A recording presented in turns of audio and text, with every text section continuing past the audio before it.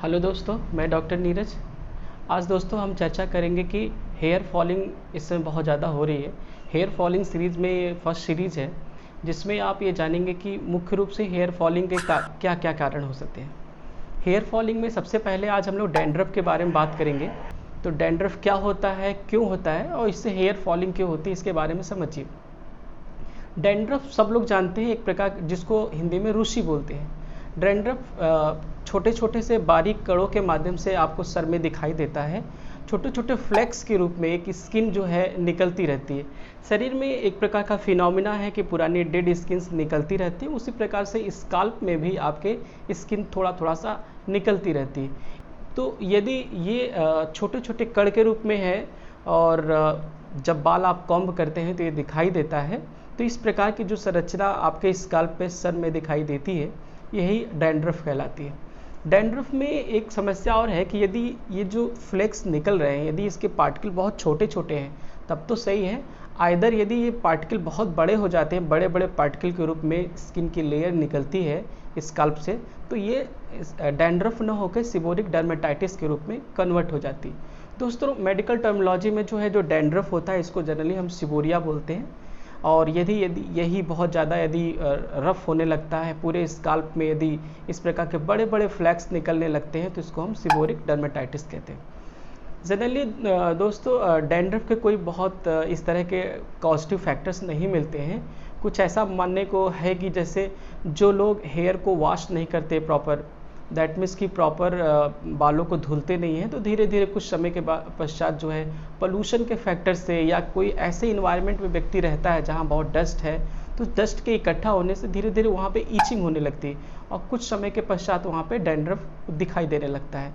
अच्छा, इसका जो है डैंड्रफ का बहुत ज़्यादा फैक्टर्स जो है मतलब पोल्यूशन से होता है। यदि कोई व्यक्ति बहुत ज़्यादा पोल्यूटेड इन्वायरमेंट में है, चाहे वो डस्ट का पोल्यूशन हो या किसी भी प्रकार का पोल्यूशन हो, या वहाँ पे किसी प्रकार केमिकल का, तो ऐसे लोगों को ये प्रॉब्लम ज़्यादा सफ़र करते हैं लोग। दोस्तों, डैंड्रफ उन लोगों में ज़्यादा दिखाई देता है, जैसे मान लीजिए कोई व्यक्ति बालों को वॉश नहीं कर रहा है, ठीक है, और वॉश करने के बाद कुछ उसमें लगाते नहीं, किसी प्रकार का मॉइस्चराइज नहीं करते हैं, तो जनरली ये भी दिखाई देता है कि ड्राइनेस की वजह से डैंड्रफ ज़्यादा आता है।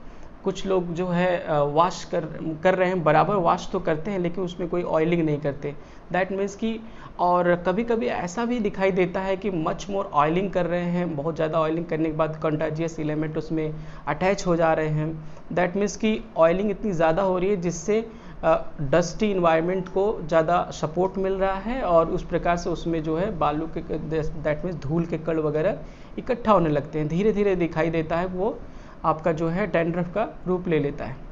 डैंड्रफ के साथ साथ जैसे कुछ लोग ये समझते हैं कि छोटे छोटे जो फ्लैक्स निकल रहे हैं वो डैंड्रफ है, कभी कभी बड़े बड़े फ्लैक्स आने लगते हैं स्काल्प में, तो कुछ थोड़ा सा आपको कन्फ्यूजन इसको दूर करना होगा।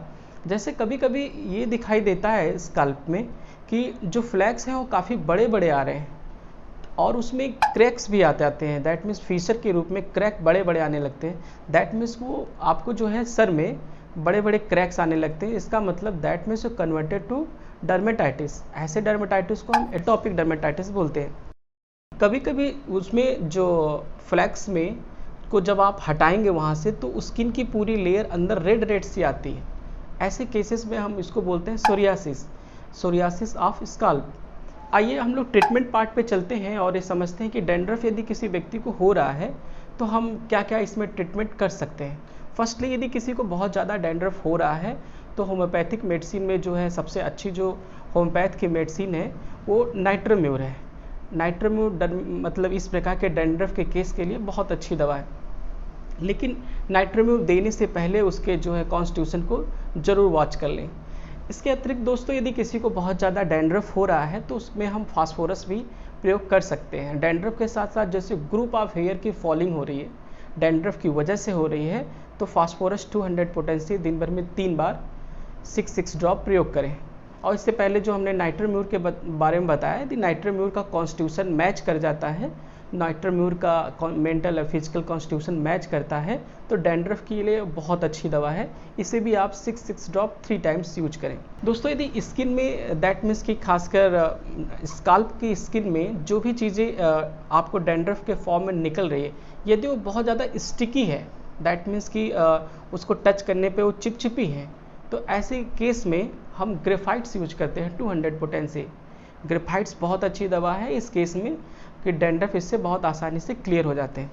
इसके अतिरिक्त दोस्तों हम देखते हैं कि 3x पोटेंसी बहुत कारगर होती है, तो इसमें काली सल्फ मेडिसिन प्रयोग करें 3x में, जिससे जो है बहुत आसानी से, बहुत तेज़ी से डैंड्रफ हम दूर कर सकते हैं।